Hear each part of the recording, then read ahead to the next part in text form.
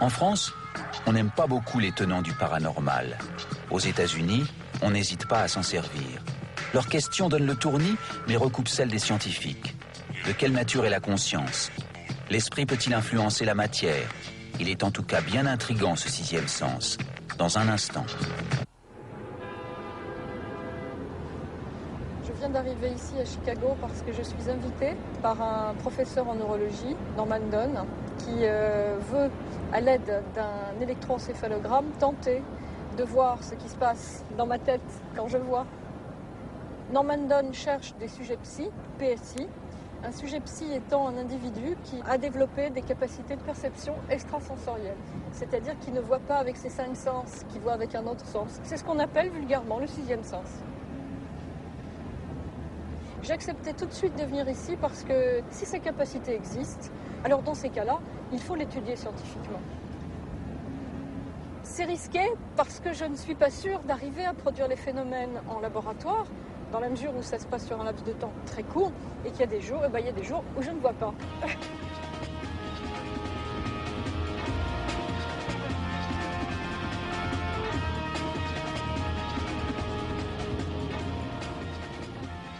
À 37 ans, Maude Christen est l'une des plus célèbres voyantes françaises.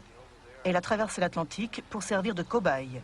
Son hôte, Norman Dunn, qui fut professeur de neurologie à l'université de Chicago avant d'ouvrir son propre centre de recherche. Considéré comme l'un des grands noms de la parapsychologie américaine, il s'est spécialisé sur l'étude des capacités psy ou paranormales.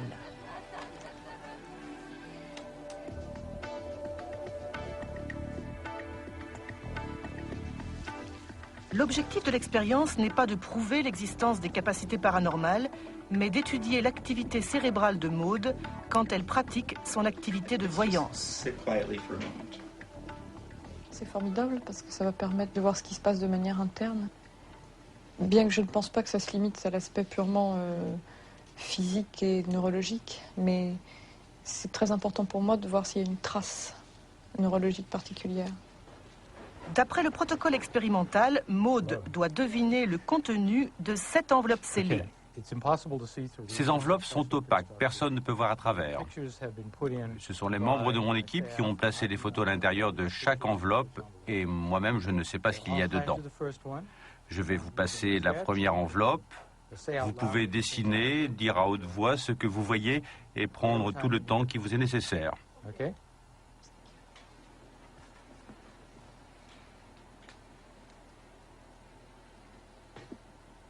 La capacité de voir mentalement des cibles cachées ou éloignées s'appelle clairvoyance. Avec la télépathie, plus connue sous le nom de transmission de pensée, et la précognition qui permet de voir le futur, la clairvoyance est l'une des 3 capacités extrasensorielles étudiées par les parapsychologues.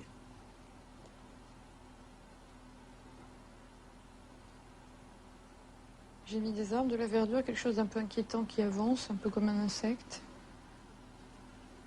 Ou une machine avec des trucs sur les côtés qui ressembleraient à des pattes. Une machine ou un animal, mais pas d'un... C'est pas une intelligence supérieure, quoi. C'est une intelligence un peu binaire. On va voir si c'est ça. Comment on dit avoir le trac? She's very afraid.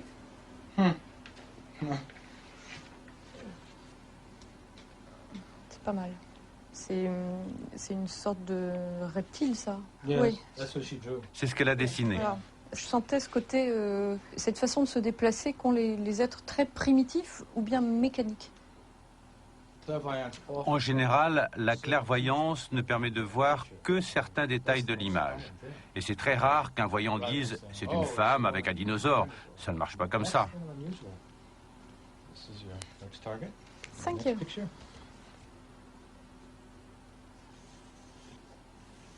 J'ai un rond, à la fois quelque chose d'affaissé ou d'écrasé, la sensation du champignon ou de la bouillotte au toucher, quand c'est mou, qu'on s'enfonce un peu, du rond mou.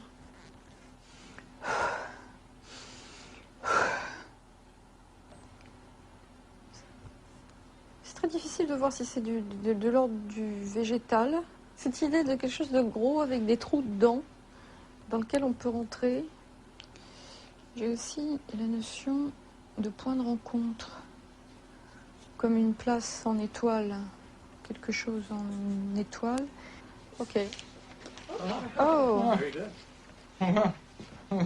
c'est bien. Tu vois, c'est mon étoile là. Très bien.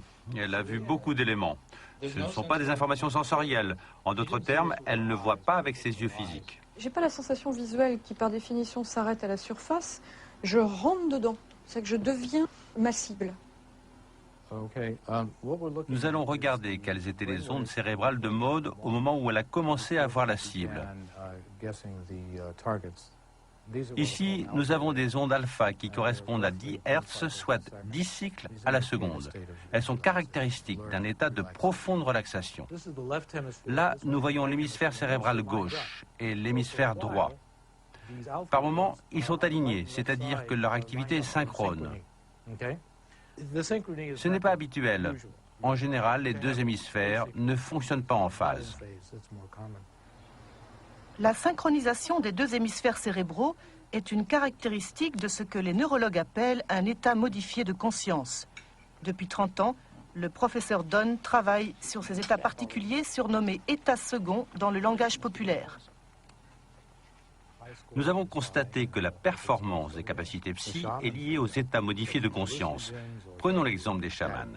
Ils prennent des plantes hallucinogènes où ils rentrent en transe en dansant pour atteindre un état modifié de conscience. Ils sont alors capables de voir le futur, de soigner les gens ou d'avoir toutes sortes de pouvoirs paranormaux. De même, la période du rêve dans le sommeil est un état très réceptif. Certaines personnes font des rêves prémonitoires qui se réalisent dans les jours suivants. Est-ce que vous avez déjà travaillé avec des sujets psy? Yes. Et qu'est-ce que vous en avez retiré dans le passé? We learned a lot about Nous avons beaucoup appris sur le fonctionnement du psy lui-même.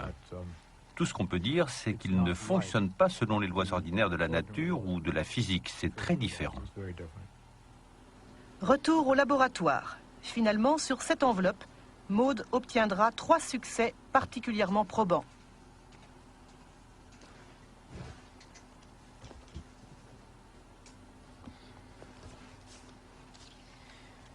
D'abord, j'ai vu des fioritures, des contours flous, quelque chose de creux comme un bassin. Ou alors c'est un vase très très ornementé. Alors je vois aussi, c'est bizarre, un drapé.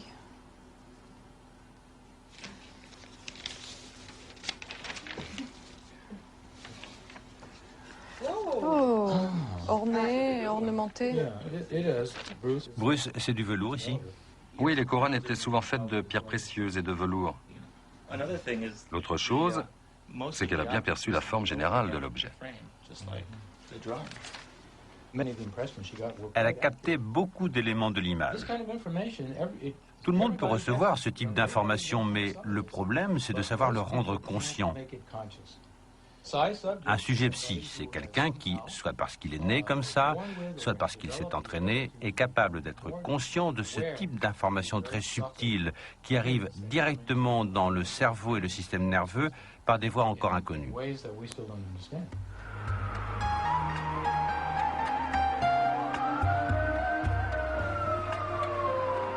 J'ai découvert mes capacités psychiques comme sans avoir découvert celles d'heures dans le regard des autres.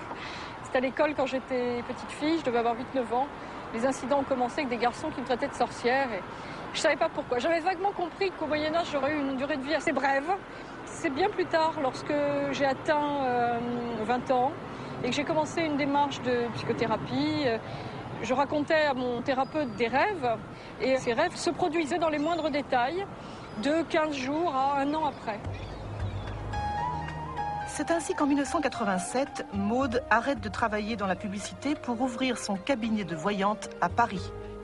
Depuis, elle se bat pour qu'on s'intéresse sérieusement au paranormal en le sortant du domaine de la croyance dans lequel il est confiné en France.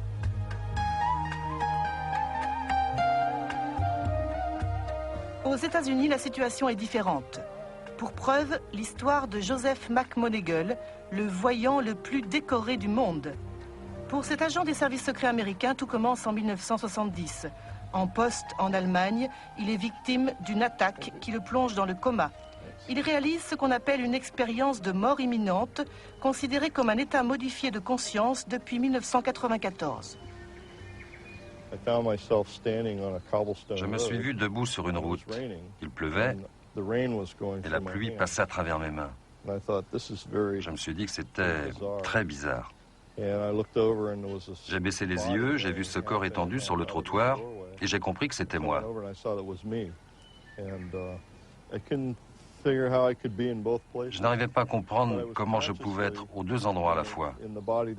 En même temps, je savais que ma conscience était dans le corps qui regardait debout et que mon corps physique avait de sérieux problèmes. C'est alors que j'ai eu l'impression de tomber dans un tunnel. Et au bout du tunnel, il y avait une lumière extrêmement brillante. J'ai pensé que cette lumière devait être Dieu et qu'en fait, nous ne mourrions jamais. Il y a eu cette voix dans ma tête qui me disait « Il faut que tu rentres ». J'ai résisté en disant que je ne voulais pas repartir. Puis soudainement, je me suis réveillé. J'étais dans une chambre d'hôpital. Ça a considérablement changé ma conception de la réalité, de l'espace, du temps, ou de qui je suis. Après mon expérience de mort imminente, j'ai commencé à avoir des expériences paranormales. C'est comme si cela avait ouvert une porte en moi. C'est ainsi qu'en 1978, Joseph devient un espion voyant. Il intègre un programme de recherche ultra secret baptisé Stargate et financé par la CIA, l'agence des services de renseignement américains. L'objectif, tester la vision à distance, une capacité psy qui permet de visiter mentalement des lieux. J'ai reçu 38 médailles, mais celle-ci est la plus importante. C'est la Légion du Mérite. Je l'ai reçue pour avoir participé à 200 missions de vision à distance. Sur les 200, 150 ont été un succès, c'est-à-dire que l'information que j'ai fournie a servi aux plus hautes sphères du gouvernement et des services de renseignement de mon pays.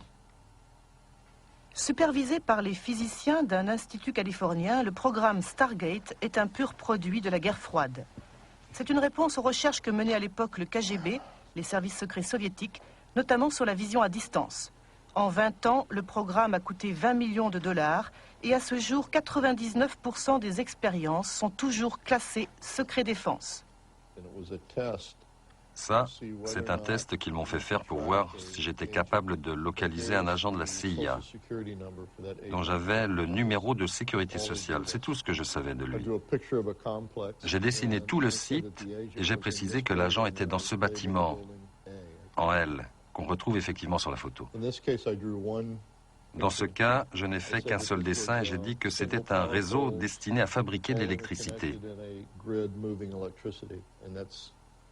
Et de fait, l'agent avait garé sa voiture quelque part sur ce site. Quand des juges de la CIA ont analysé cette expérience, ils m'ont donné 99 sur 100 en disant que c'était parfait. D'une manière générale, j'ai surtout servi à identifier des cibles militaires. Un jour, par exemple, on m'a demandé de voir un bâtiment très grand qui était situé à l'extrême nord de l'Union soviétique, sur le bord de la mer Arctique. Ils savaient qu'il se passait des choses dans ce bâtiment, mais ils ne savaient pas quoi. J'ai réussi à voir que les soviétiques étaient en train de construire un nouveau type de sous-marin, le plus grand sous-marin de l'histoire. De même, ils m'ont utilisé pour retrouver des otages qui avaient été kidnappés puis déplacés. J'ai réussi par exemple à localiser le général Dawson qui avait été enlevé par les Brigades Rouges dans le nord de l'Italie. Je suis parvenu à décrire la rue et l'immeuble où il était détenu.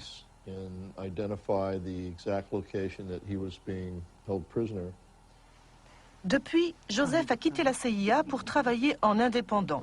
Ses clients, la police ou de grands groupes industriels. Souvent, on me demande « Qu'est-ce que ça fait de vivre avec un sujet psy ?»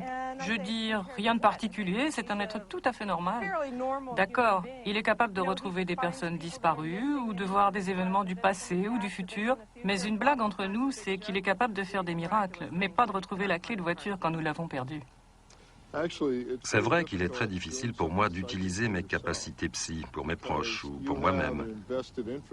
Je pense que c'est dû au fait que, dans ce cas-là, on s'investit d'une manière très particulière et qu'inconsciemment, on cherche à influencer le résultat en sachant exactement ce que l'on veut, ce qui n'est pas bon. En France, un homme se bat pour que le paranormal soit étudié scientifiquement. Mario Varvoglis, un parapsychologue américain, qui vit à Paris depuis 15 ans. Bonjour. Ça va bien? Aujourd'hui, il a rendez-vous avec Ranky, un expert en illusionnisme, passionné par le psy, mais intraitable dès qu'il s'agit de débusquer les tricheurs. Bonjour. Les deux hommes ont décidé d'organiser ensemble une double expérience de vision à distance, avec à Paris Maude Christen et en Virginie Joseph McMoneagle. À Paris, il est 14h, 8h en Virginie. Notre comité d'expertise des phénomènes paranormaux s'est réuni, nous étions 3, et nous avons établi un protocole très rigoureux qui garantit formellement l'impossibilité totale de frauder. Maude va exercer sa capacité de précognition. Elle doit essayer de voir le futur en devinant l'endroit où se trouvera Mario à 18h.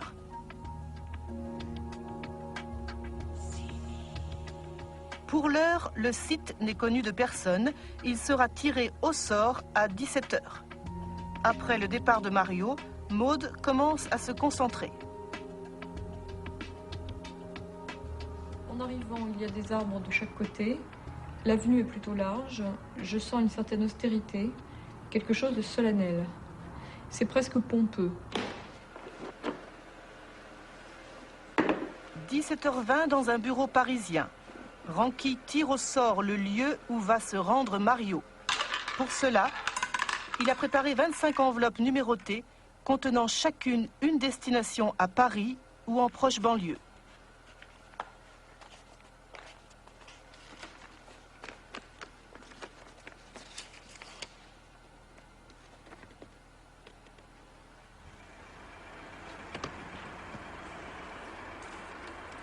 D'après le protocole établi par Ranky, Mario ne connaîtra la cible qu'en arrivant sur les lieux.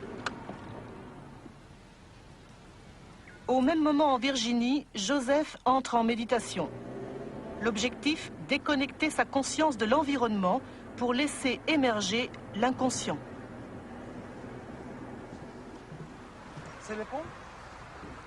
Belle, super.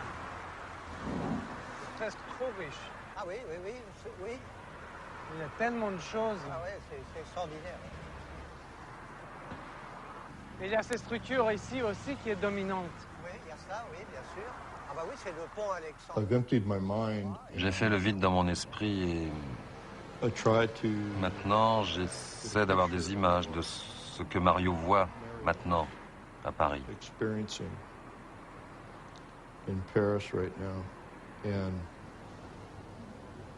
Je vois un endroit.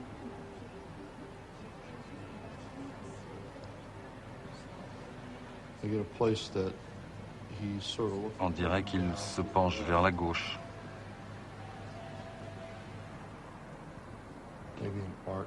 Il y a une sorte d'arche. Et là, c'est un mur. Et puis je vois un passage qui passe sous quelque chose. C'est près de l'eau. J'ai vraiment une impression très forte de quelque chose qui s'enfonce profondément dans le noir.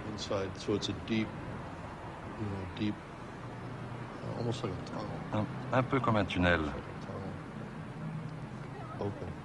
Là, c'est ouvert. Ici aussi. Et ça, c'est peut-être un pont qui traverse comme ça.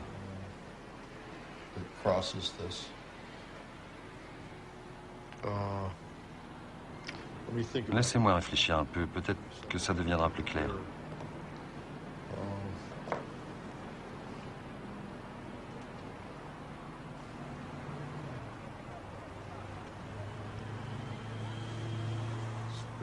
C'est très bizarre. Je vois une main.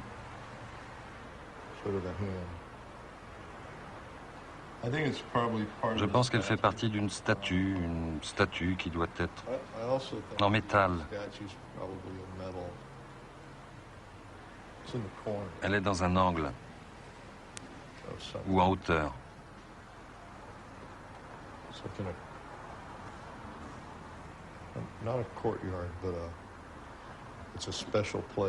C'est comment dire, un endroit particulier comme ça, avec quelque chose de très artistique derrière, quelque chose de très compliqué. Il marche et il regarde en l'air. Une bonne cible aussi. Pégase est super. Il dit, regarde Joseph, dessine-moi ça. Je reçois des flashs très rapides sur un bâtiment adjacent à la cible qui n'est pas très haut mais long et qui présente toujours le même motif comme ça. C'est ce motif avec une zone obscure ici. Ce bâtiment n'est pas très vieux, il a peut-être 60 ans. 18h27. J'ai l'impression qu'il y a tout près une sorte de mémorial.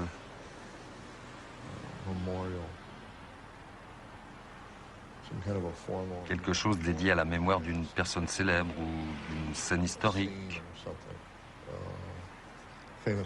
Ou peut-être une bataille importante.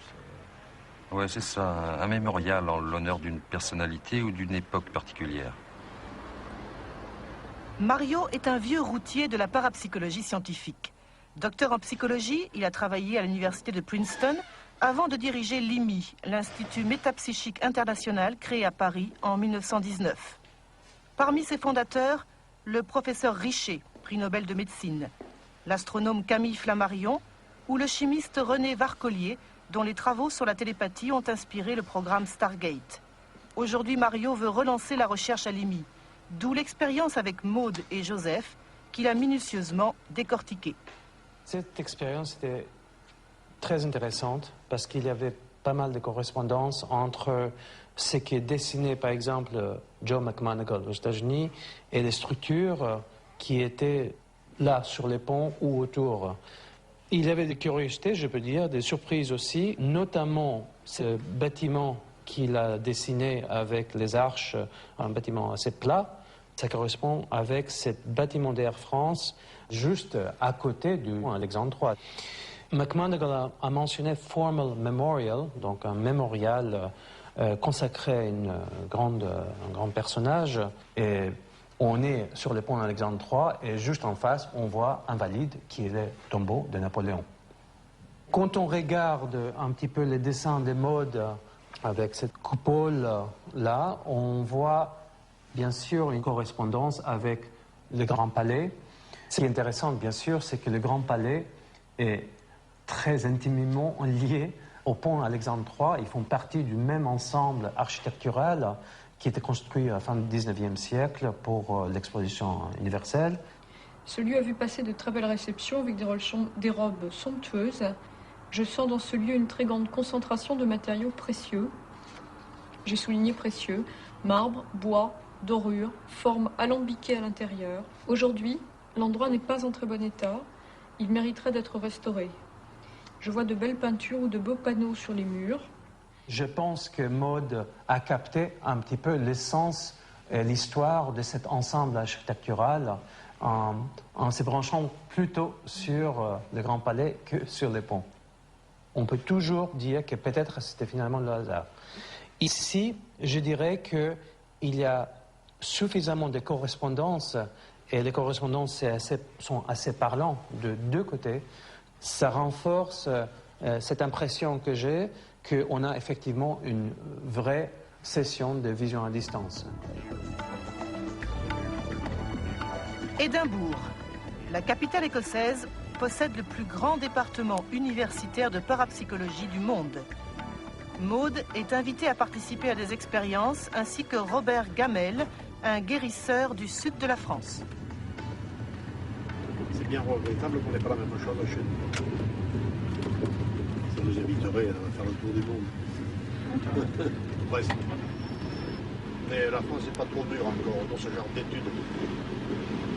Mais peut-être qu'en voyant leurs confrères, ça excitera les nôtres. Pourquoi pas? À la tête du département de parapsychologie, le professeur Robert Morris, un psychologue et biologiste américain qui est tombé dans le psy tout petit. Il a 8 ans quand il découvre une drôle de machine fabriquée par ses parents pour tester les capacités paranormales. J'ai demandé à mes parents, est-ce que vraiment nous avons ces capacités? Ils m'ont dit que c'est effectivement ce qu'ils pensaient, mais qu'ils ne savaient pas. Alors j'ai demandé, pourquoi ne savons-nous pas? Parce que la science ne sait pas. Et pourquoi la science ne sait-elle pas? Parce qu'elle ignore ces phénomènes. Ça a toujours été ça ma motivation, pas de prouver ou d'infirmer l'existence de ces capacités, mais de dire à la communauté scientifique que nous devons savoir si elles existent réellement ou pas, parce que cela a des conséquences énormes pour la compréhension de la nature humaine ou du monde qui nous entoure. Pour l'expérience avec Maude, l'équipe du professeur Morris va utiliser un protocole classique de la parapsychologie scientifique. Baptisé Ganzfeld, c'est une technique de relaxation qui coupe le sujet de son environnement sensoriel grâce à des écouteurs diffusant ce qu'on appelle un bruit blanc et une lumière infrarouge. L'ordinateur du laboratoire sélectionne au hasard la cible que Maude doit décrire. Un vidéoclip choisi parmi 100 et diffusé en boucle pendant 20 minutes dans une 3e pièce. Quant à celui qui mène l'expérience, il est aveugle, c'est-à-dire qu'il ne connaît pas la cible. Notre but avec cette technique, c'est de produire un état modifié de conscience, très léger, pas comme celui que provoque l'absorption d'une drogue. C'est un peu l'état dans lequel nous sommes juste avant de nous endormir. Ce que l'on appelle l'état hypnagogique, c'est un état où nous sommes très détendus et où nous avons souvent un afflux d'images mentales très vivantes. J'ai vraiment une... C'est drôle, j'ai peur que ce soit la sensation physique de la lampe sur la tête, mais j'ai vraiment une sensation de chaleur là, entre les deux yeux. Comme si une tête me regardait avec un regard extrêmement perçant.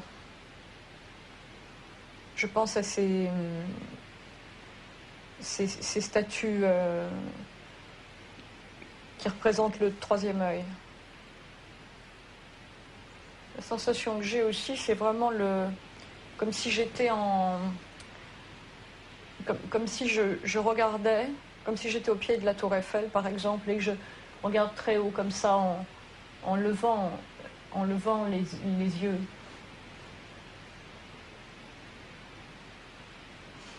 C'est pénible parce que j'ai le cœur qui bat. Comme dans une situation de danger. Et c'est le sentiment d'être toute petite face à une force absolument énorme.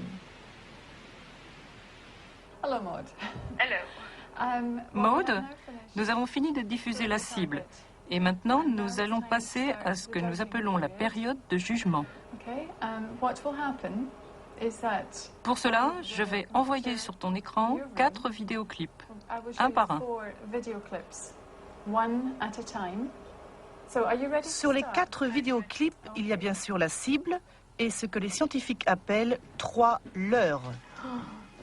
Maude doit noter de 1 à 100 chaque film selon son degré de correspondance avec ses images mentales.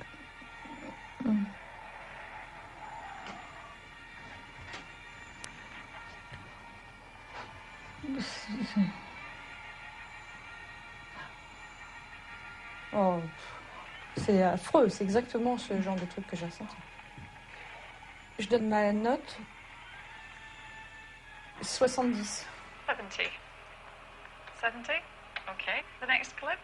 2e vidéoclip. Curieusement, Maude hésite. C'est que pendant la session, elle a aussi ressenti des images de ce film. J'ai aussi une certaine sensation de vertige qui serait plutôt grisante. Le genre de vertige qu'on a quand quand on voit un chamois dans la montagne.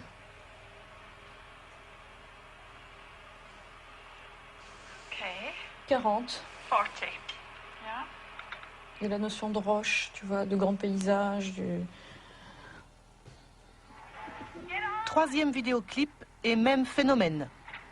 J'ai vraiment cette sensation de tunnel et d'obscurité. Je dirais que ça m'évoque toute la solitude d'être perdu dans un univers noir, souterrain. En fait, tout se passe comme si Maud ne s'était pas contentée de faire de la clairvoyance, c'est-à-dire de la vision à distance. Elle a également fait de la précognition en ressentant aussi ce qu'elle allait voir. Oh, c'est très difficile de mettre une note, c'est encore les histoires de sol, de sous-sol. Je dirais 60.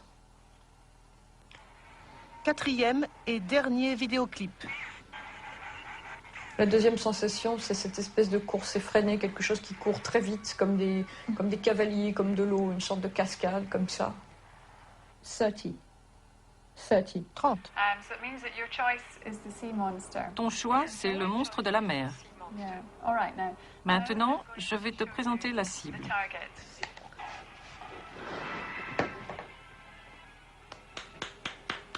Hello. Well done. Bravo Maud, c'est un succès. Est-ce que c'est la preuve que Maud est un sujet psy? Unfortunately, it's not proof that Maud. Non, malheureusement, ce n'est pas une preuve que Maud a des capacités psy. D'un simple point de vue statistique, elle avait une chance sur 4 de choisir la bonne cible. Nous ne pouvons rien conclure en une seule session. Dans ce cas, ce qui est intéressant, c'est que Maud a aussi vu les leurs. Mais pour convaincre des scientifiques et le monde extérieur à la parapsychologie qu'il s'agit bien d'un véritable phénomène, il faudrait conduire un grand nombre d'expériences. À l'université d'Édimbourg, on travaille rarement avec des sujets doués comme Maud. À l'instar de ses collègues américains, le professeur Morris mène ses expériences avec des volontaires sans prédisposition particulière. Son objectif, vérifier que les capacités psy sont latentes chez tout être humain. Souvent, les gens me demandent si l'existence des phénomènes psy a été prouvée. Pour ma part, je suis sûr à 95% que quelque chose de vraiment nouveau est à l'œuvre ici. Quelque chose qui va au-delà de ce que la science est capable actuellement de comprendre. Je pense que nous sommes toujours très loin de savoir comment la conscience fonctionne. C'est une énigme fondamentale qui n'est toujours pas résolue. Tant que nous n'aurons pas la réponse à cette question, je pense sincèrement que nous devons faire preuve de beaucoup d'humilité quant à notre appréhension des expériences humaines. Les personnes les plus concernées par les applications concrètes de la parapsychologie sont celles qui ont affaire avec les processus de guérison. C'est très important de comprendre quels sont les facteurs mentaux et psychologiques de la médecine. Nous devons absolument comprendre comment marche la communication humaine. Une personne peut-elle influencer mentalement une autre personne? Et comment peut-on le mesurer scientifiquement, c'est-à-dire avec des résultats chiffrés? C'est pour répondre à cette question que Robert va participer à une expérience pour le moins étonnante. Le but de cette expérience est de voir si vous allez pouvoir aider mentalement le sujet à se concentrer sur la flamme d'une bougie. Quel est le prénom de la jeune fille? Je m'appelle Claudia. Claudia. Claudia, 5. C'est important pour vous, Robert, d'avoir son prénom? Mais ça me permet de polariser mieux sur elle. Mais à distance, comme ça vous est déjà arrivé de soigner quelqu'un, par exemple? Oui, on intervient si on est déjà à distance, oui. Mais pas dans le cadre d'une expérience de la sorte. C'est un peu stressant? Pour cette expérience, il a fallu développer un logiciel spécial qui, à terme, sera testé par plusieurs centaines de volontaires. La science est à ce prix. C'est difficile de rester concentré longtemps sur une bougie. Dès que tu te sentiras distraite ou fatigué, je te demande d'appuyer sur le bouton pour le signaler à l'ordinateur.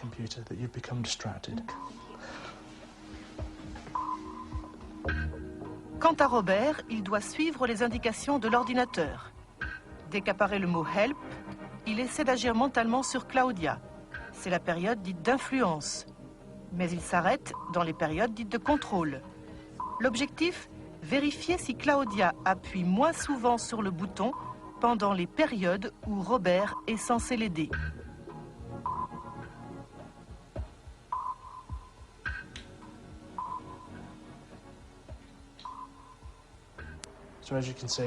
Voici donc les résultats de l'expérience. Le chiffre 15 ici indique que Claudia a appuyé 15 fois sur le bouton pendant la période d'influence et 16 fois pendant la période de contrôle. Ce n'est pas une très grande différence.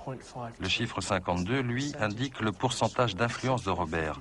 52%, c'est un résultat qui va dans le bon sens.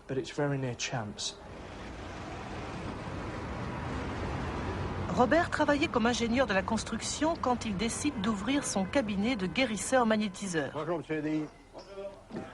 Pendant 20 ans, il exerce dans ce quartier parisien avant de retourner vivre dans son Aveyron natal. J'étais toujours passionné par le paranormal. Et c'est en cherchant des explications scientifiques à ces phénomènes-là que j'ai mis le doigt dedans et je me suis fait tout avaler. Voilà. Après, j'avais un ami de mon père qui m'a éclairé un peu sur le magnétisme et la radiesthésie. Puis partant de là, moi, j'ai potassé à fond la question. Et j'ai commencé à soigner Pierre, qu'il a dit à Paul, et puis je me suis retrouvé un jour avec une clientèle énorme, et j'étais obligé de lâcher mon métier pour opter pour la tâche de guérisseur. Quelle maladie, justement, vous soignez, vous? Un peu tout. Avec plus ou moins de réussite, parce qu'il n'y a jamais rien de garanti à 100%. Maladie de peau, les eczémas, la sclérodermie, c'est une maladie, c'est des excès de collagène, ce qui fait que ça vous rend les tissus durs. Après, ça peut éventuellement vous prendre l'œsophage, les gens ont du mal à s'alimenter, ça vous prend les poumons, ça vous prend les cœurs. Ça vous dévore à petits feux. Maladie orpheline, la sclérodermie est la spécialité du professeur Jean Cabane, qui dirige le service de dermatologie de l'hôpital Saint-Antoine à Paris. Depuis 2 ans, Catherine est l'une de ses patientes. Ça, c'est le maximum que vous pouvez faire. Et l'autre? Par rapport à la dureté de la peau, est-ce que vous avez changé depuis, mettons, 6 mois? Ça tire. Donc ça, c'est des trous qui viennent au bout des doigts et qui cicatrisent lentement. Très lentement. Combien de temps ça met pour se fermer, ça? Là, ça fait plus d'1 an et demi. Là. 1 an et demi, le trou du pouce, là. Le trou, oui. Donc tout le corps, maintenant, est touché. On peut soigner cette maladie, professeur? Il y a beaucoup de problèmes. Et on n'a pas un traitement miracle, on n'a pas une baguette magique qui fait partir la maladie, pour arriver à ce que la maladie donne le moins de séquelles possible.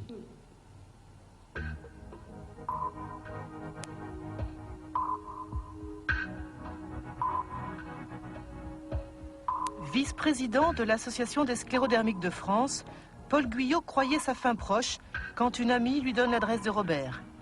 C'était en 1994. Depuis, il se fait magnétiser 1 fois par mois et cet amateur de course de fond a repris les marathons. Et je ne pouvais plus marcher, et je ne pouvais plus m'alimenter, je prenais que du liquide, des soupes, des trucs, mais très liquides. J'avais maigri, je faisais 42 kilos. J'avais été à l'hôpital à Dijon, au bocage, et il m'avait dit, il va falloir vous opérer de l'ésophage. Et à 15 jours près, et j'ai jamais été opéré de l'ésophage, je remange de tout. Mes mains étaient comme ça. Je ne regrette pas d'avoir connu M. Gamel, hein. Je peux vous le dire de tout cœur. Vous pensez que c'est de l'énergie que vous transmettez? Oui. Une énergie qui serait... Oui, cosmique, divine, vous l'appelez comme vous voulez. Je la reçois, je suis un canal. Je la reçois, je rentre et je diffuse.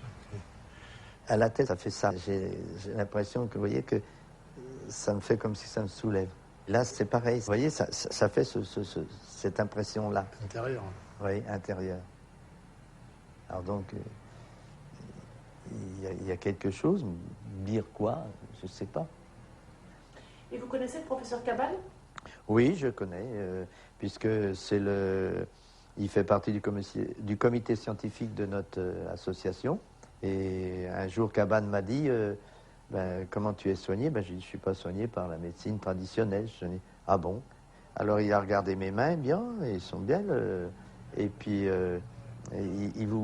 il aime bien vous pincer la peau pour voir, parce que la sclérodermie, elle a la peau qui se durcit. Alors moi, il était tout Alors c'est là qu'il m'a demandé l'adresse de M. Gamel.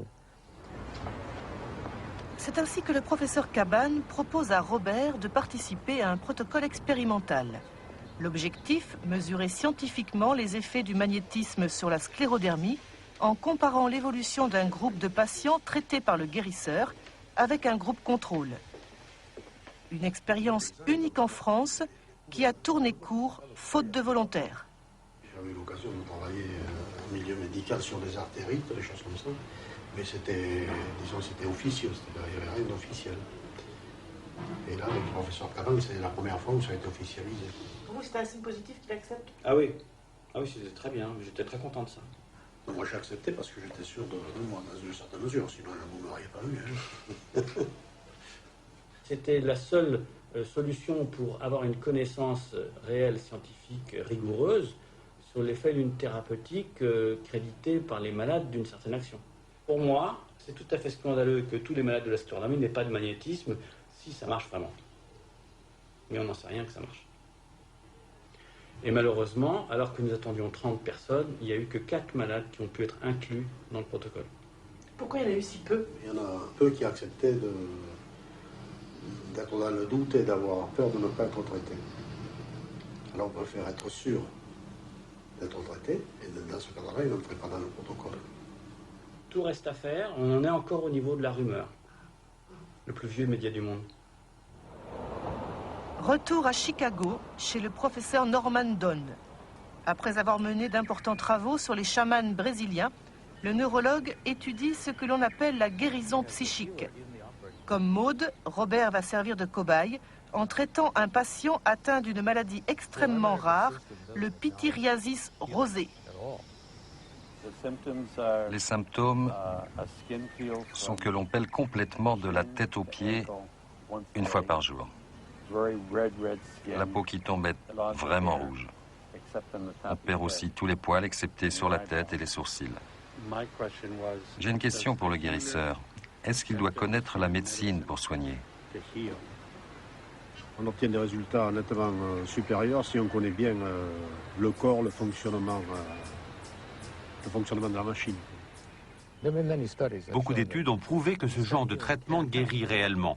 L'une des explications, c'est ce qu'on appelle la psychokinèse ou action de l'esprit sur la matière, l'intention du guérisseur qui aurait une influence sur les molécules et les tissus du patient. En fait, c'est très difficile de savoir comment ça marche. On peut imaginer que si un patient sait qu'un guérisseur est en train de travailler sur lui, ça provoque chez lui un processus d'auto-guérison. Oui, tout à fait. Le placebo, c'est justement pour contourner ce problème du placebo que des travaux ont été menés avec des animaux, aussi simples que des poissons, des vers ou même des bactéries. Les résultats de ces expériences ont été très positifs. On a même mesuré l'effet d'un guérisseur sur la multiplication des globules rouges. Apparemment, l'intention de guérir peut être communiquée au plus petit niveau de la vie, où bien sûr, l'effet placebo ne peut être une explication.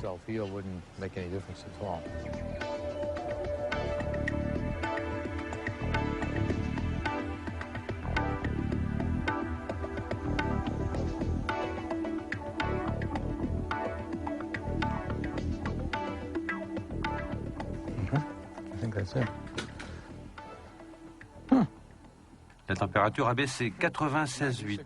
Elle a chuté d'un demi-degré. C'est pas mal.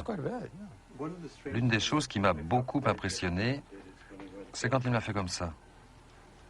J'ai ressenti quelque chose de très fort.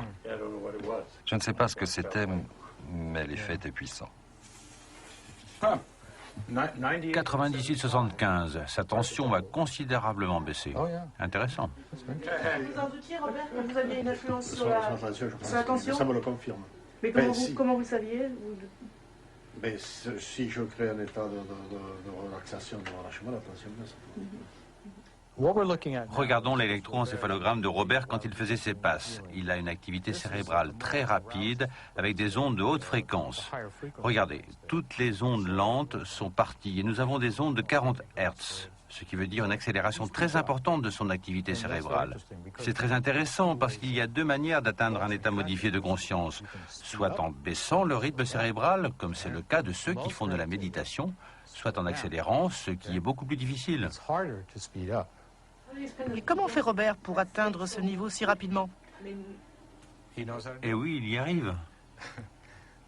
Pour moi, l'énigme fondamentale, c'est la conscience. La conscience n'est pas liée au temps, ni à l'espace, ni au principe de causalité, qui fait que tu dois avoir une cause pour produire un effet. La conscience, c'est comme un fluide qui ne connaît pas de frontières.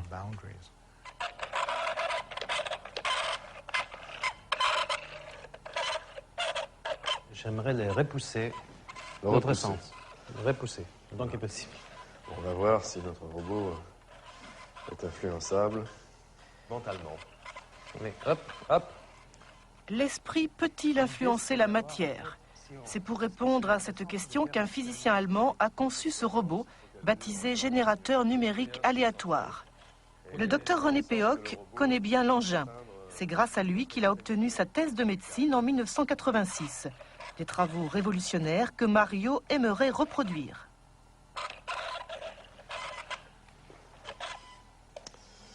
Alors voilà, donc ce robot se déplace en permanence de façon aléatoire, c'est-à-dire au hasard, parce qu'à l'intérieur, il y a donc une source électronique, hein, un bruit blanc électronique, enfin pour les experts, et qui à tout moment sort des chiffres au hasard, hein, en fonction de l'agitation donc des électrons, et ces chiffres sont traduits en mouvement de rotation, en angle de rotation, en distance de déplacement, hein, et normalement, donc lorsque le robot est tout seul, il va se déplacer véritablement au hasard.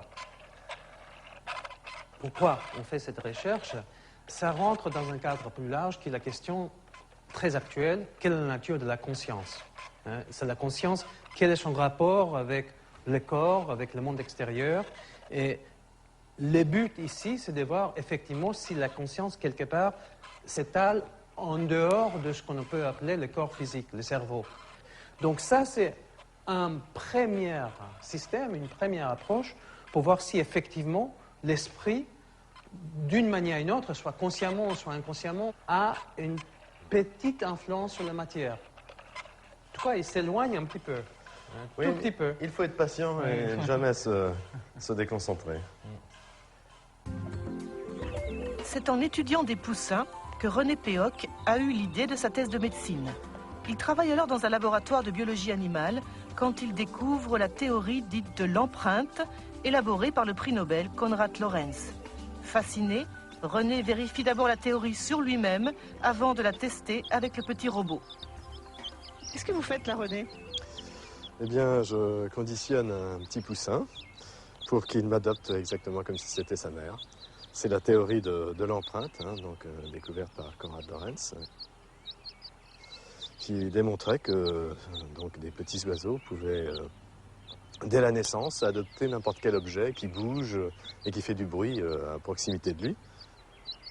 Ça peut être un humain, ça peut être un robot. Là, en l'occurrence, avec ce poussin, c'est sur moi, et plus particulièrement d'ailleurs sur les chaussures. Et donc, il a absolument besoin de me voir régulièrement. Sinon, il va se laisser dépérir. C'est ainsi que la cave de René Péoc se transforme en poulailler. L'objectif du chercheur, conditionner des poussins pour qu'ils adoptent le générateur numérique aléatoire comme leur mère. Pour cela, chaque poussin doit passer au minimum 1 heure par jour pendant 1 semaine au contact du petit robot. Et ça marche. Il faut qu'il se reconditionne un petit peu. Privé de sa mère poule, dès la naissance, ce poussin développe une affection toute particulière pour le robot. Le but de l'expérience, c'est de mettre le poussin dans une cage transparente et de voir si le robot, qui normalement fonctionne au hasard dans toutes les directions, va avoir une trajectoire complètement perturbée, soit vers la cage, soit à l'opposé. Donc, va-t-il y avoir une influence de la pensée du poussin pour attirer le robot, ou est-ce que c'est impossible ?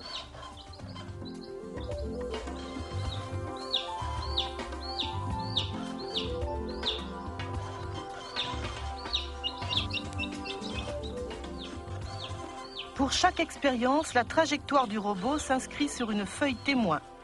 Normalement, les tracés sont totalement anarchiques, comme le veut le hasard. Mais là, on dirait que le robot sait où il va. Pendant 20 minutes, il s'approche doucement mais sûrement de la cage, comme s'il répondait aux appels désespérés du poussin. Apparemment, la volonté du petit oiseau a brisé la loi du hasard.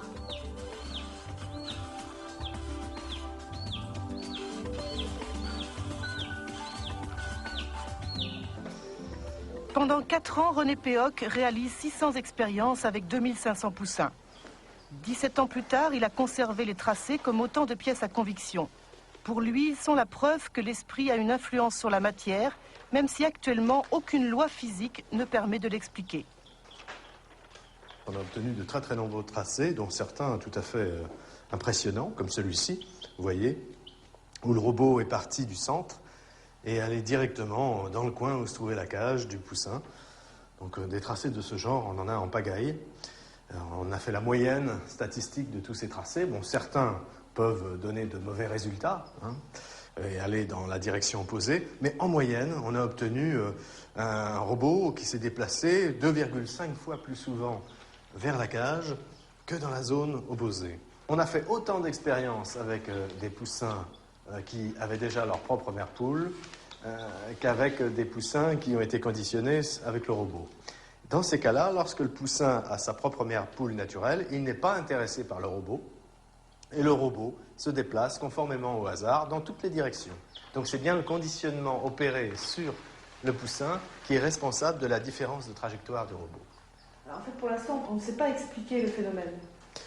Non, c'est difficile de donner l'explication exacte. Bon, on peut émettre des hypothèses, mais à l'heure actuelle, il faut surtout déjà constater que le phénomène existe bien. Bon, parce qu'il y a des physiciens qui, quelquefois, s'amusent à critiquer, mais en fait, il y a aussi dans la physique fondamentale des phénomènes invisibles, immatériels, comme les lois physiques, les forces, l'énergie, le temps, les dimensions de l'espace. Tout ça, c'est de l'invisible, de l'immatériel, et on ne sait pas ce que c'est à la base. Bien là, la pensée, c'est le même type de phénomène. On ne la constate que par ses effets sur la matière, mais c'est invisible et immatériel. Et on s'aperçoit que l'homme ou l'animal peut interférer, peut biaiser les règles du hasard, de façon à ce que ce hasard lui soit favorable, dans le sens qu'il désire. Est-ce qu'il est difficile en France de choisir un tel thème comme sujet de doctorat ? C'est assez difficile, effectivement, parce que d'abord, on compromet sérieusement sa carrière. Oui. Et il faut dire qu'après, il vaut mieux pas envisager une carrière universitaire, parce que c'est un peu l'obscurantisme en France. Nous sommes un des seuls pays fortement industrialisés où il n'y a aucun laboratoire de psychophysique. Moi, j'appelle ça de la psychophysique, les autres parlent de parapsychologie. Mais bien que ces phénomènes soient indiscutables, c'est encore un sujet tabou. Août 2002. Pour la première fois, les parapsychologues tiennent leur congrès à Paris.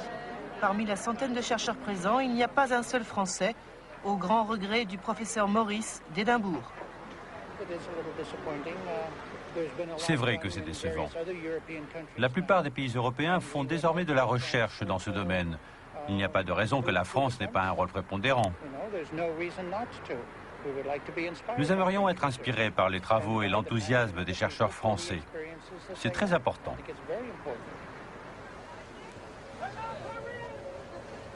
Dans la plupart des pays occidentaux, la parapsychologie est reconnue comme une discipline scientifique à part entière. Seule la France fait figure d'exception.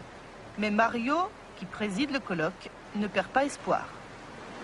Ce qu'il faut, c'est enlever le stigma qui existe sur l'étude de ce phénomène pour qu'il y ait des chercheurs qui ont le courage de sortir un petit peu de là où ils sont cachés, parce qu'il y a beaucoup de gens qui sont sérieusement intéressés mais qui n'osent pas. Si ce stigma est enlevé, je pense qu'il y a beaucoup plus de choses qui peuvent se passer.